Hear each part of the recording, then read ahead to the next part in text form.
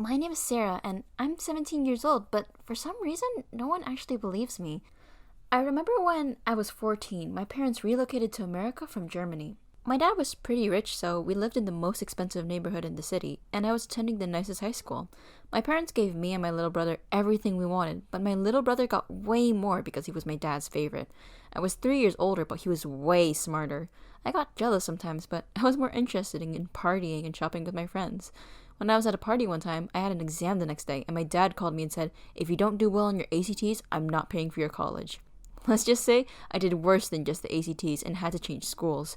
The new school was better anyways, there were hotter boys, but if I didn't come from a rich family, I would have felt like a loser, so I got along just fine. Also, I forgot to mention, but I'm a really good dancer. So good that I became the captain of the cheerleading squad. I know I already said the boys at the school were really hot, but if there's a word that can be used to describe someone who is way hotter than you, comments it below. That word is literally Jason, the captain of the football team. We started dating after he walked up to me on game day and was like, "Hey, I love your dance moves and I think you're really cute. Want to hang out this weekend?" Everything might have seemed perfect in my life, but since English is my second language, it's hard for me to pronounce some English words correctly. One time I pronounced one sec as one sex, and it made everyone laugh and make fun of me for about a week. Even though I was taking special English classes to avoid embarrassment, I still stuck to words I was confident in pronouncing. I hated being called out for mistakes like that, but I was quite comfortable with Jason, so I didn't mind making those mistakes around him.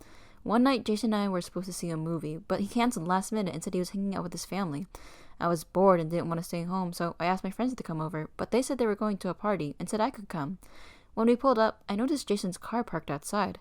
I parked across the street and called him, but he ignored all my calls. Next thing I know, I see Jason walking out the front door of the party, holding some random girl by the waist and laughing. I got out of my car, and when Jason saw me, he froze. I started walking towards them when a drunk driver knocked me into oncoming traffic and then got hit by a second car that kind of crushed my skull. From there, it all went blank. That is what led me to my coma. I remember when I first woke up, I thought I had just woken from a deep sleep, but I had a bunch of wires and IVs all over me. My family was so excited I woke up. I asked how long I've been unconscious for, and they said 13 years.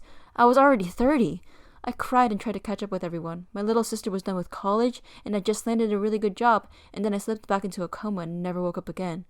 Well, until 20 years later. The first thing I did was look in the mirror. I almost jumped out of my skin when I saw my reflection. This isn't me! Tell me it's not true!